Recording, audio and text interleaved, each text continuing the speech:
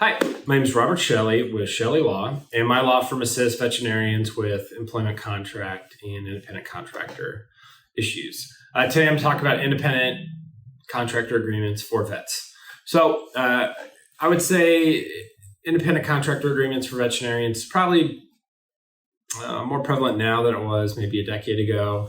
There are a lot more mobile units that are out there, and most of those are done when vets are working part-time for them, and they almost always have some kind of independent contractor agreement. So what are the differences between an employment contract and then an independent contractor agreement? Well, it's the relationship between the parties. So if you're an independent contractor, the employer is not going to pay for almost anything. So they're not going to pay for your veterinary license, DEA registration if needed, professional associations and societies, continuing education. You're not going to get any benefits. So health, vision, dental, life, disability, retirement, and then malpractice insurance as an independent contractor.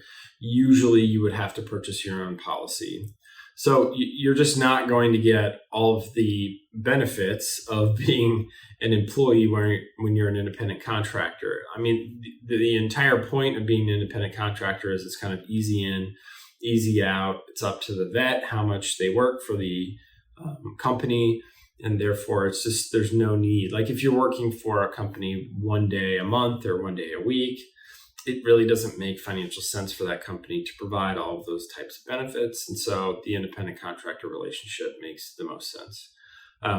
Now, an employment agreement is similar to an independent contractor agreement, as it's going to kind of dictate the terms of the relationship. So things that will be in both agreements: the term, meaning how long it is, how the contract can be terminated, the responsibilities and duties of both parties, maybe the schedule, and then there most likely will be restrictive covenants in both types of agreements, meaning non-compete, non-solicit, a non-disparagement clause. These are restrictive covenants, are things you can't do either during or after the when the contract ends.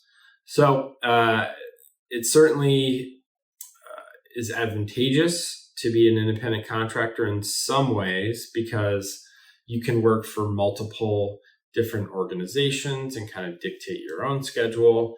And you certainly can negotiate the compensation and all those other things. There are some vets who just want to do a little bit of side work. If they have like a full-time employed job with either a corporate practice or a small veterinarian group, and they just want to work on the weekends or whatever, it just makes sense to have that independent contractor relationship. It's pretty rare for someone to have actual employment agreements with multiple organizations simultaneously.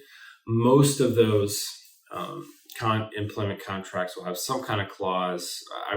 Mostly are usually called either exclusivity or outside activities, which would prohibit the vet from working elsewhere without some kind of written approval from the employer. So you can negotiate the same things in an independent contractor agreement that you could in an employment agreement, but you got to do that in advance. So signing something and then working it out afterwards, which some organizations will tell the vet, hey, we'll just sign it and then we'll work out the details afterwards. That's a pretty terrible idea. So you want to absolutely make certain that whatever you sign, you're willing to live with until the contract is terminated. Now, for most vets, the without cause termination, meaning the ability to terminate the contract for any reason at any time, is somewhere between 30 to 90 days. So it's not like if you sign a 3-year contract, you're stuck there for 3 years. There will almost, or at least there should, always be some kind of without cause termination in any of those contracts.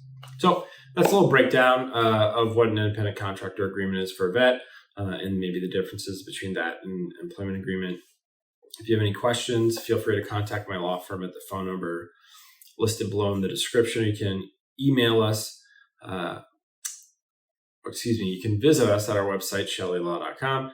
If you thought this video was helpful, please like, subscribe to the channel. We release videos every single day. All right. Appreciate it. Thanks. Bye.